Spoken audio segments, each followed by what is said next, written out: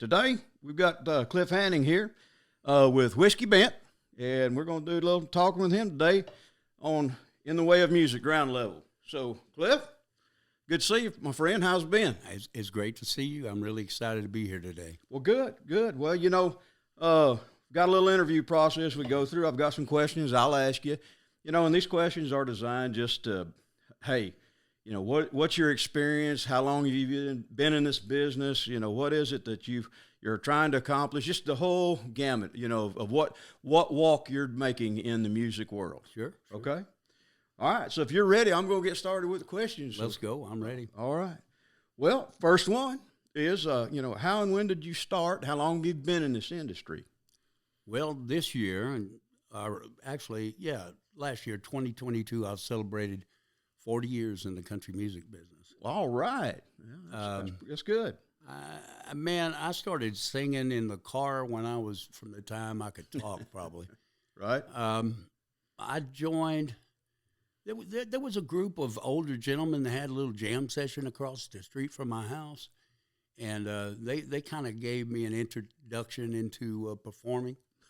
But I was very fortunate as a junior in high school. I was 17 years old, and an older fella, not much older, 4 or 5 years older, he had been around and in the business for some time.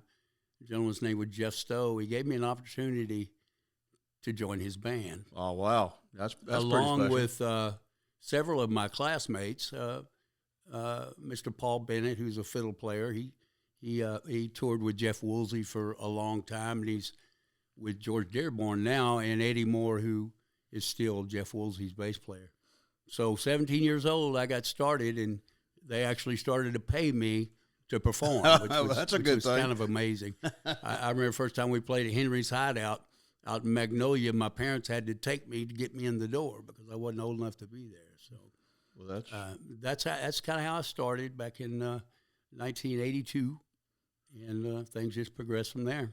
So the next question in this, and I heard you mention Mr. Stowe's name, but what else influenced you to be in music or do the music thing?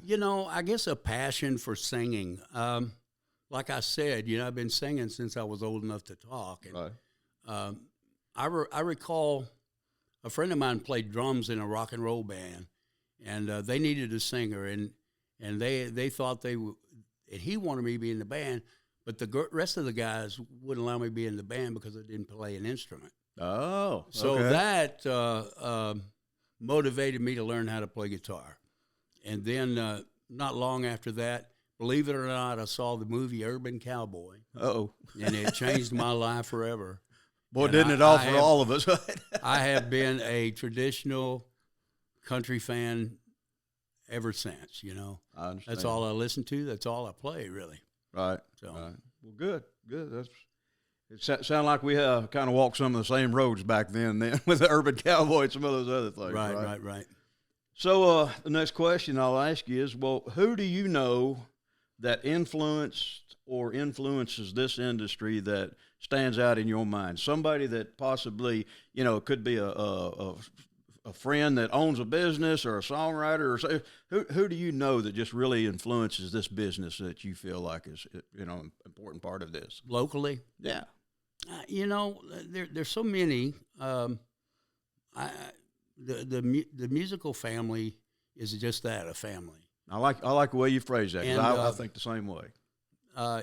Of course, I grew up fronting bands. Mm-hmm. And playing the big nightclubs and dance halls. And that's where most of my experience lies. So there's so many musicians around town that have been so helpful to me. I can tell you a couple of people. Now, you said influence the industry. Let me back up just a minute, though.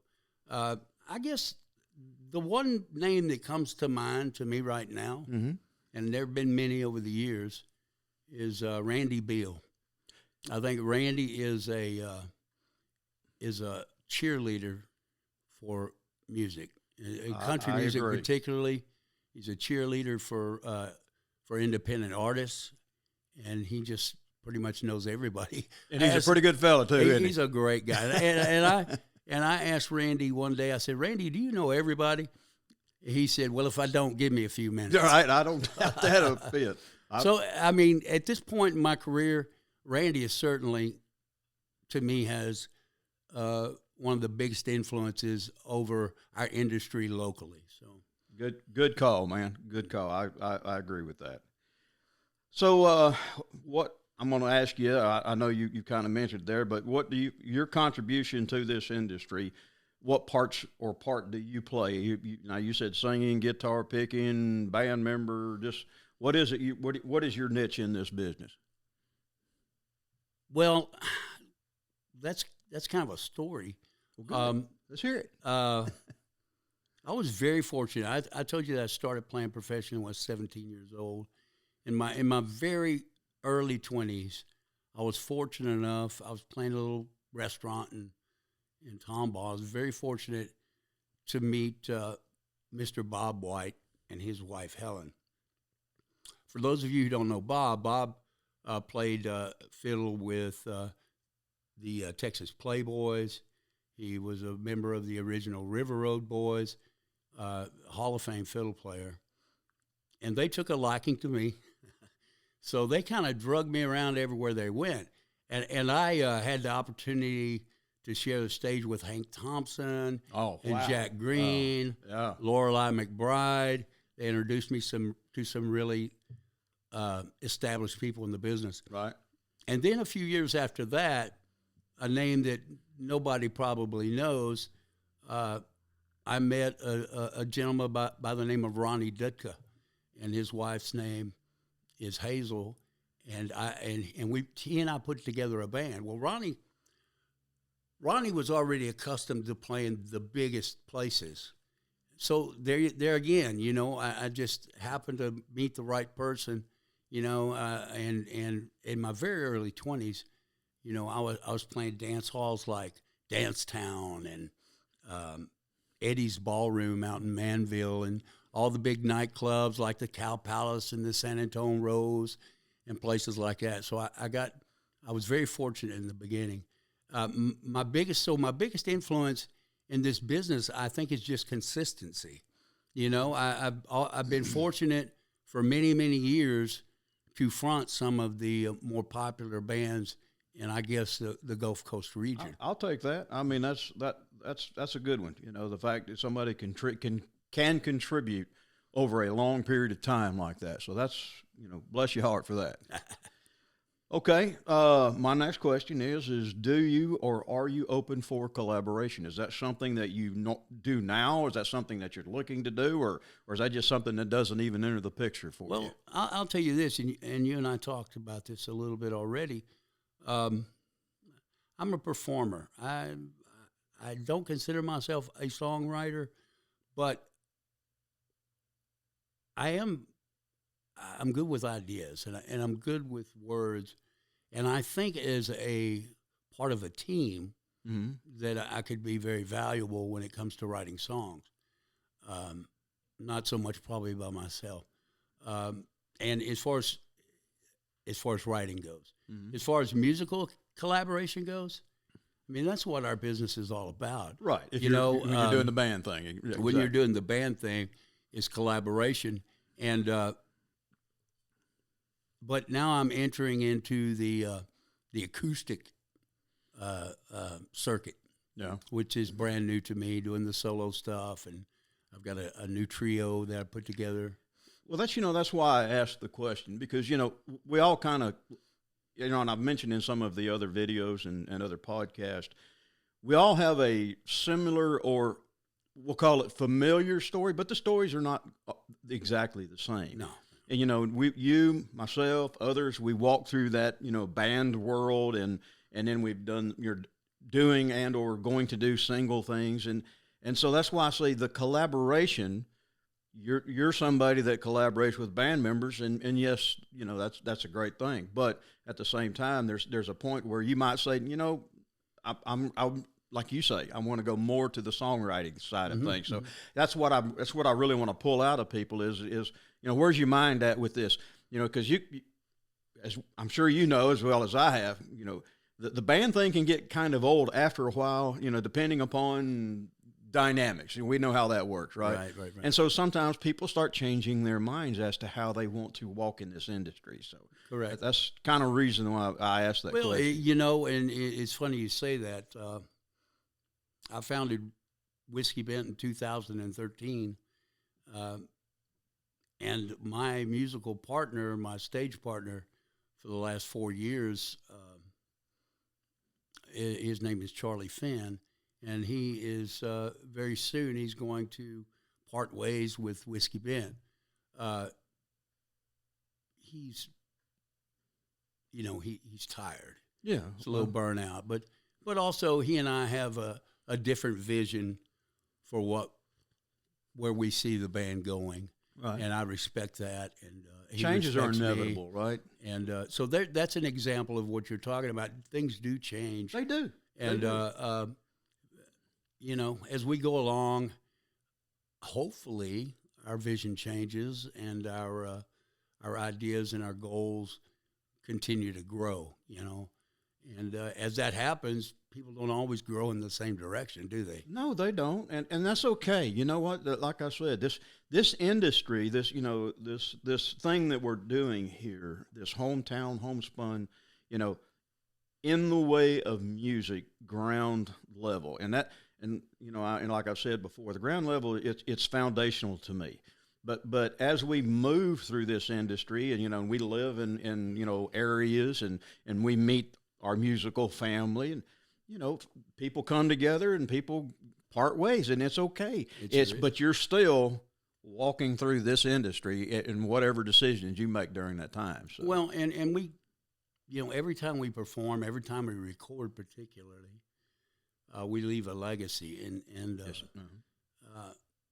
If things change and people part ways, there will always be that legacy that absolutely that you leave behind. Absolutely, good call. I like the way you said that. So, and this one, I'm gonna ask you a question here, and it's totally your call on how you want to, what story you want to tell. What's your biggest success or your biggest failure? What stands out the most in your mind in this business or industry that we're in now? What do you feel like has been the greatest story to tell? Well, since I'm a cup half full kind of guy, we'll go with successes. Okay. And if you'd asked me 2 years ago, my answer would have been different, because I've had some great opportunities, as we discussed earlier. I've been on TV about a half a dozen times, opened for some really big name acts, and done a lot of really cool stuff. But asking me today, my biggest success is my newly released album. It's the first solo project I've ever done, and that's good. I'm not a child anymore. I'm not at 22 years old anymore. So I don't have visions of playing in front of arenas full of people, but getting a song on the radio is kind of the last thing on my musical bucket list. But that's my biggest success, I think. I think when it all comes down to it, in all humility, the overwhelming support I received for that I did on my own, not as a part of a group. It was just me. So I hope that's a good answer for you. That's perfect, man. That's exactly, those are the kind of things that you want to hear. Like I said, you're the way that you're walking through this industry right now, the decisions that you're making, the things that you're trying to achieve, and to hear stories like that are awesome. So thank you for sharing that. I appreciate that. So the next question is, what would you consider your funniest or saddest story? Which one stands out in your mind when it comes to this? Oh my goodness, there's so many.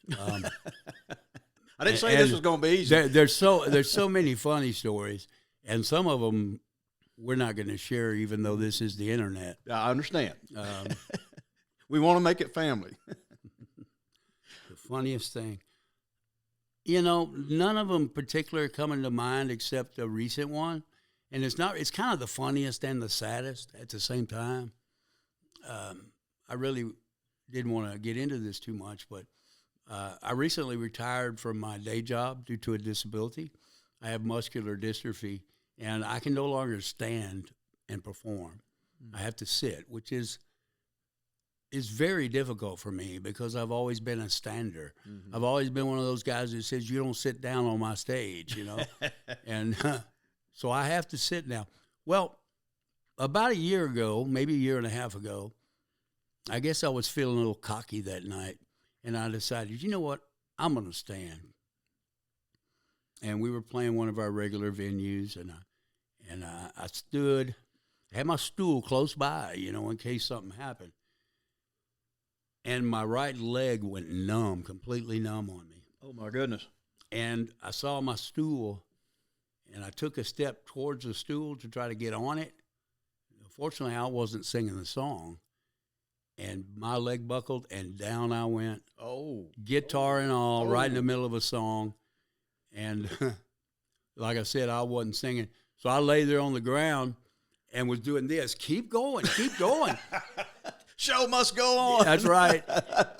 And meanwhile, all these big fellas from the audience come rushing up to the stage to help me get up, you know. And they wanted to cancel the show. And I said, oh, no. I'll sit down the rest of the night. Okay. But that was a sad moment for me, embarrassing moment. It's also kind of funny when you look back on it, you know. We're all human, man. We're all human. So, well, that's, once again, thanks for sharing that story. That would be something. Okay. Now, this next question is, I'll ask you a question, but there's a caveat to this. You know, what upsets you the most, and what would you change about this industry that we're in? And I'm not looking for a name. I don't want, you know, somebody's particular name. We know how that works, right? Or an organization. It's in a general sense. What upsets you about what we do in this industry? Well, let me ask you a question just to clarify. Are we talking about music specifically, or music and venues? Just the kind of whole entertainment business? Or? You know, man, it can be everything from having to load out at 2:00 in the morning, or driving, you know, 40 miles to get 50 bucks, whatever it is. You know, if it's something about the music that you don't particularly like that you're hearing, just whatever you feel like, you know. Okay, I got a couple of things in mind. Okay. One is, no offense to the audience, because I love them, and without them I wouldn't be here. But at some point over the last 30 years or so, people have gotten to the point where they're insulted if you ask them for a cover charge to hear a live band. And, you know, in the venue's defense, you know, particularly if primarily what they sell is beer, I mean, it's very difficult to cover the cost of entertainment, and that's why you don't see it as prevalent as you did years ago. Mm-hmm. But people don't want to pay a cover charge to get in, and I think that's a very small price to pay to get to witness entertainment live like that. The other thing is, in terms of the overall entertainment business, and this started back.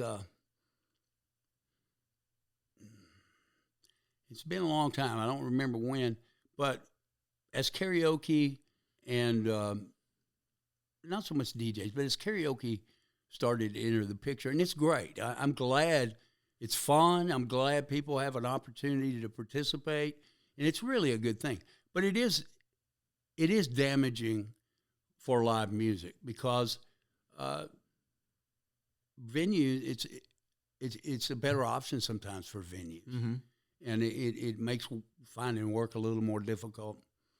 And those primarily, you know, I love what I do, man. I love this business. I love the venues that I work with. I particularly love the audiences.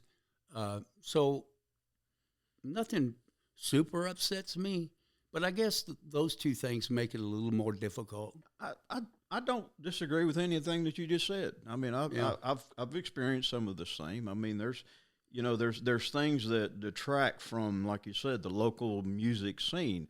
And if people had more exposure to us or them that are out there playing and things, you know, and watching and hearing that, Well, you're getting a show. Well, and some of that, I think some of that has a lot to do with the internet too, and music is so readily available now. Mm-hmm. Where when I started in this business, I mean, you basically had to have a recording contract to even have a snowball's chance. I mean, there weren't a lot of independent artists back then, and music was not as readily available. I can remember when I wanted to learn a cover song, what I had to go through just to get a recording of that thing, and now you can pull it up, chords and lyrics and everything on the internet, and people can go and trust me, my stuff's available at all streaming formats. Right. But it's so easy to access music now that maybe it makes it a little more difficult for people to be willing to pay for live entertainment. Yeah. Right. And the other thing that I guess is we all struggle with is, inflation seems to affect everything but what we get paid. I mean, I'm not exaggerating when I tell you, and I love doing what I do. Okay, so I make about the same a night now as I did back in the mid '80s. That's a common thread, man. And that's a common thread. And again, it's not on the venues because the venues have to make a profit. So I don't even know if anybody's to blame for that. It just kind of is what it is, No, it's kind of evolved. This is something that's come around, and go back and when you're saying about learning a cover song back then, we felt really really blessed to have that cassette player that had halftime on it, right? Oh, yeah, because forget about trying to learn something off of an 8-track, No, when you got that cassette player that had that halftime, that you could slow it down enough that you could pick up what was going on. Right. Okay, all right. Well, it was either that or go down to the record store. We're dating ourselves right now, right? It was either that or go to the record store and buy the 45. That gets costly after a while. That's funny. Well, once again, thank you for sharing your story. So let's talk about organizations a little bit. Now, there's several organizations in this music business. We've got our BMIs, our ASCAP, CSACs.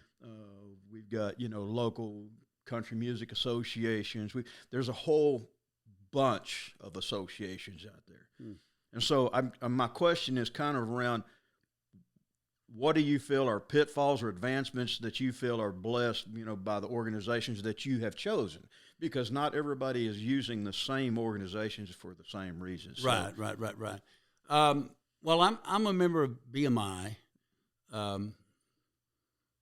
which is, they don't contribute a lot to me as a performer, but to someone like yourself who's a writer, they certainly do. I'm also a member of the Texas Country Music Association. They have not been around a super long time, but I think they do a tremendous amount to support independent artists around Texas. I mean, they provide probably the biggest Texas country music chart.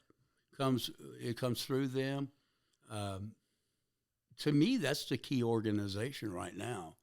And then one of the cool things about the internet, and Randy Beals helped me a lot with this, is there's so many groups out there, artist groups, area groups, that pertain to music that you can be a part of, and there's so many ways to get your message out, to advertise your venue and to reach out to people with your music. That's one huge change that's happened over the last few years. So organizations are key, maybe they don't all contribute, but back to my previous statement, I think the Texas Country Music Association, their awards, everything that they do is really key to guys like you and I, who are independent artists. Okay. I agree. So how do you, like I said, I know you said, well, you're using BMI, but is there anything special you do with these agencies that you feel like somebody could benefit from, or have any advice? you know, I'm going to say that probably somebody that's just now starting out and they're trying to get going. You might want to, you know, get your foot on the ground a little bit, and then delve into going into agencies and figuring out, you know, which path you want to take. I mean, that would be advice that I would give. Is there anything that you'd like to share about that? That's true. I think let's go back to the groups. There are several songs. If you're a singer songwriter like you are, Hank, I mean, there's several groups out there where you can get to know people. That you can pick their brain in terms of ideas and ways to write songs. As far as performers go, again, there are groups out there. Facebook is a perfect example of where to find like-minded people. Right. And but I do now. I'm a new member to the Texas Country Music Association, and I've been doing this for 40 years. And I have seen already, I've already seen the benefits of being a part of that organization. I'm not here to promote them or anything else. I just think that if you're a new artist, get out there, meet people. There are open mics all over the place. Get out there, meet people, and become acquainted with the business. And I think at some point I would recommend to people to join that particular group. All right. Fair enough. And just, you know, you use social media to your advantage. That's key, you know. Those are organizations. I mean, that is, hey, back in the day, Hank, we had to print our schedules, and we were a very popular band, we stayed busy all year long. We had to print our schedule on the back of a business card and leave it on the tables at the venues so that people knew where we were playing next week. And we also had a little notebook that we set up on the stage where people could sign up and leave us their mailing addresses. Right. So we could mail them a newsletter. If it wasn't for that roadside marquee, nobody knew where we was going to be, huh? Right. So take advantage of the day and age that we live in. Correct. And the marketing tools that are out there. I totally agree. My next question for you is business or / vendor interactions, and I call it cutting through the fog. You know, there's recording, publishing, management, media. What are you? I know you've got an album out, right? You're working on that. So what is it that you do to make, or what did you do to make that happen? Let me say it that way. To make the album happen, or what do I? Yeah. What do I do to make the? Well, let's just combine the two. So to make the album work, and also, I'm not only the lead singer in Whiskey Band, I'm also the business manager, which means I promote, market. There you go. Logistics, I do the whole thing. I got a great team of people. Okay. So I don't completely do it by myself, but basically I do. And that's fine because I love doing that. Let's start with that. That's a good one. I've been a salesman most of my life before I went into my previous employment. And but not the used car salesman kind of person. I was always, no offense, I was always a relationship salesman. You know, people bought from me because they trusted me, right? And I had integrity, and they knew that I would deliver what I said I would. And that's kind of the way I approach the music business and always have. First of all, you have to be willing to work. Yeah, right. It does not happen on its own. You have to be willing to make the phone calls. You have to be willing to send the text messages. Thank God for those. Right. You know, you have to be willing to do the work in social media. It's not a lot of work, but it does require a commitment. And just developing relationships with people, you know, and I'm not talking about false relationships. I'm talking about people that believe in you. They understand your integrity and your character, and they understand that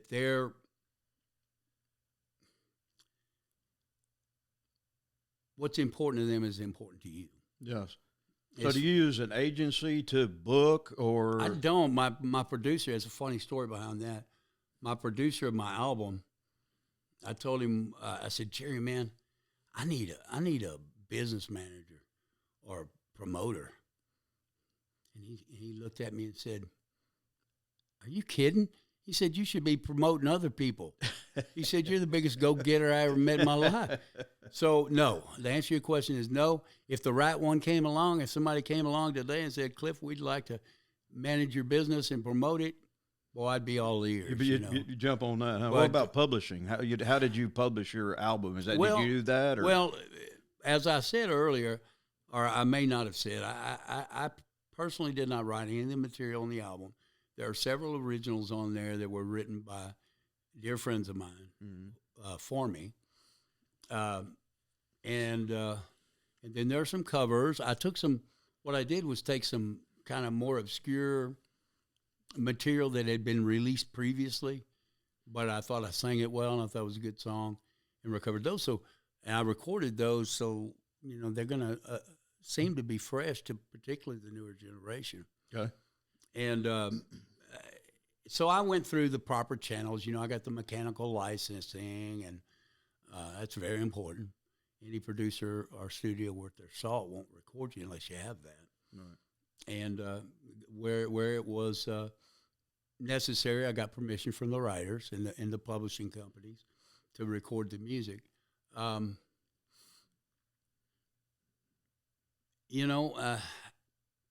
once that happened, I just followed through with the whole recording process. Well, you're answering the question, and I'll say this. There's a lot of people that don't really understand how all of that works, and that cutting through the fog is exactly the point. Because you as many others do, but some don't, is you have to almost become a one-stop shop. You have to know how to address all of it. It's not that you're going to carry the ball all the way, but you got to know how the game's played. Yeah, that's true. But at the same time, any producer worth his salt, in my case, the studio that I recorded the album in, I had the producer, the engineer. They were all the same person. Yeah. And those are the people, it's like anything else, right? I mean, there used to be an old saying, if you want to be a millionaire, you don't hang out with broke people. You hang out with millionaires, right?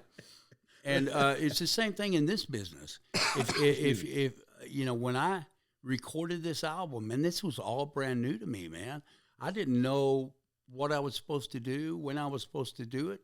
And I've had wonderful people like my producer, Jerry Pippin, Randy Beal, and the list goes on and on of people that said, hey, you need to do this. Okay, you did that. Now you need to do this. Okay, you did that. Now you need to do this. And I did the work, but I leaned on others for, the education in terms of what it was I needed to do. That networking goes a long way, doesn't it? Yeah, and it's just critical. You can't do this all by yourself unless you just super smart, and I'm or have all kinds of time. Yeah, I'm not that guy. But I did. I mean, I did all the artwork on the album myself. I reached out to somebody and got a little advice on that. A couple of different people. I'd never done artwork for a CD before, and did a little research. And it's funny. I told you earlier. I got out. I did that whole entire album artwork on my cell phone, on a free app, and I completely did it the hard way, but I think it came out great, So it's just it. Ask questions, man. Right. You cannot be afraid to ask the right people the right questions. Okay, fair enough. So where do you stand yourself with media and marketing strategies? Is that something you tackle, or is that something you're looking into? Like I just said, to this point, I have done all that myself and been pretty successful with it. But I have also considered promoters. I've reached out and asked for names of reliable, particularly radio promoters to promote my song to radio. I'm getting ready to release the first single off that album to radio probably within the next month. And at this point, the game plan is to do it myself, just because it's cost prohibitive to pay a professional to do it. But if you have the funding yourself, or if you have a backer, an investor, those guys, that's what they do for a living. I will tell you that they're not all reliable, but if you ask the right people the right questions, like I said earlier, you can find the right one.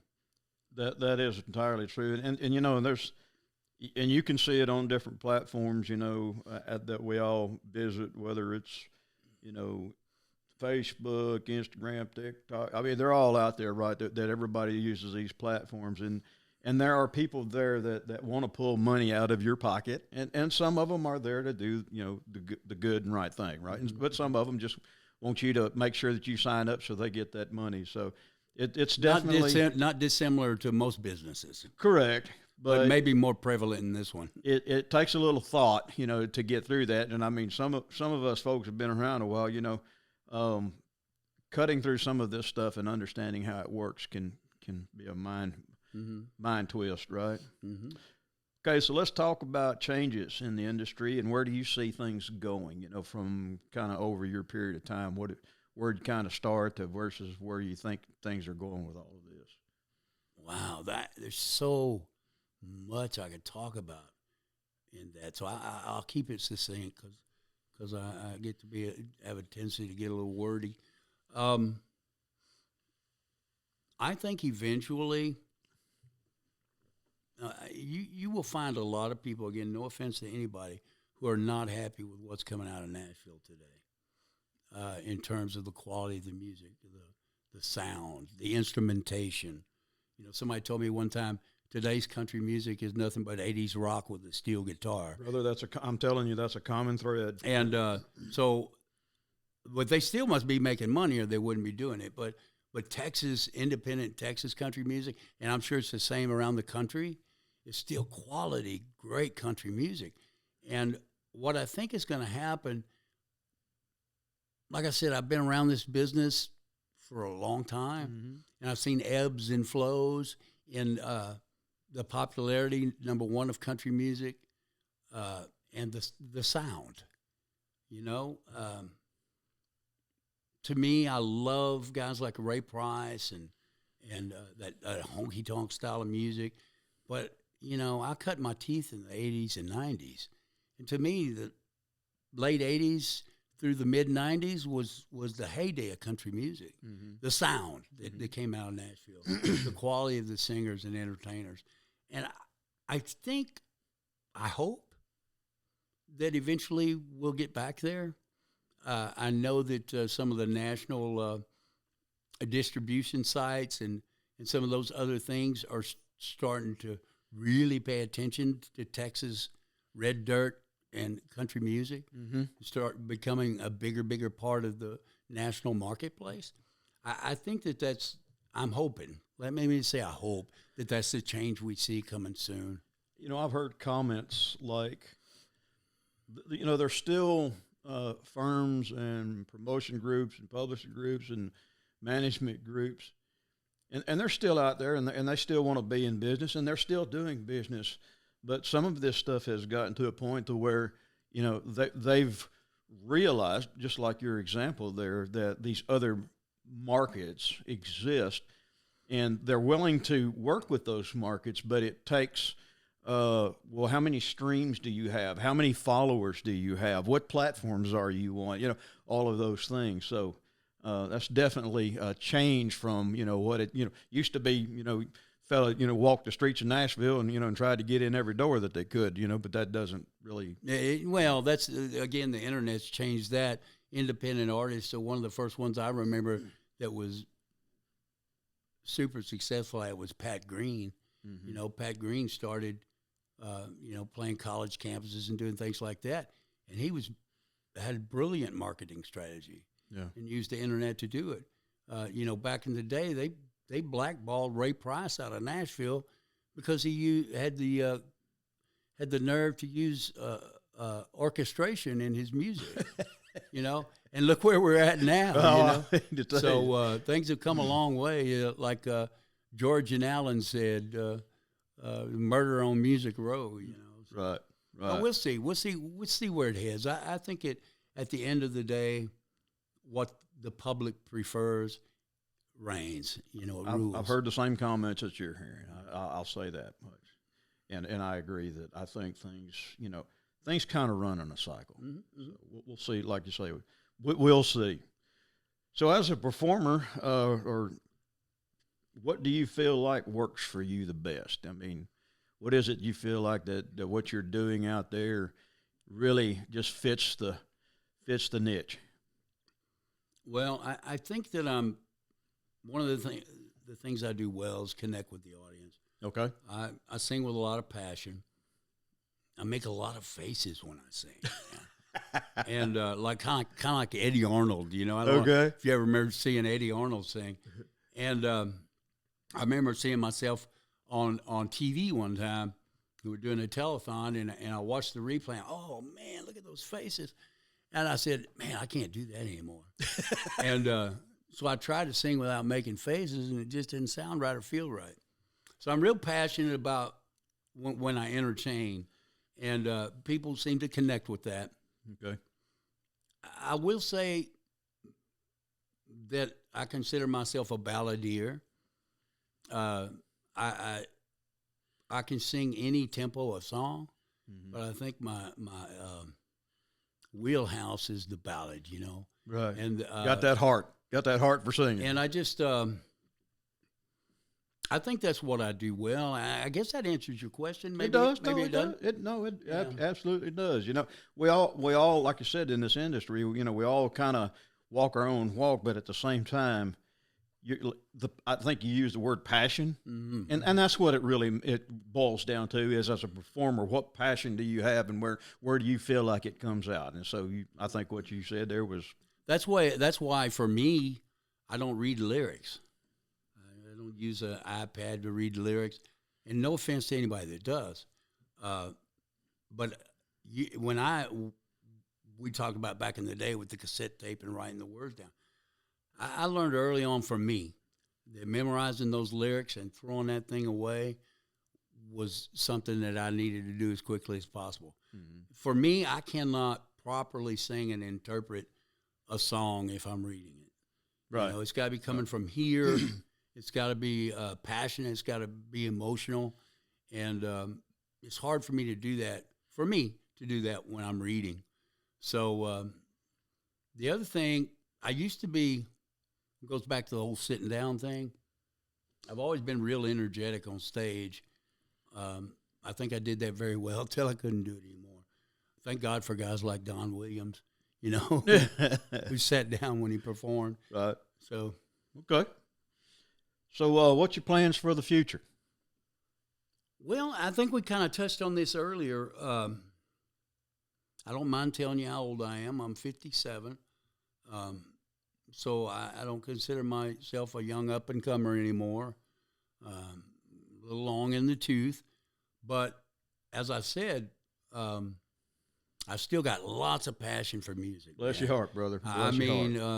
My wife would tell you that I spend entirely too much time on my music. And she's probably right.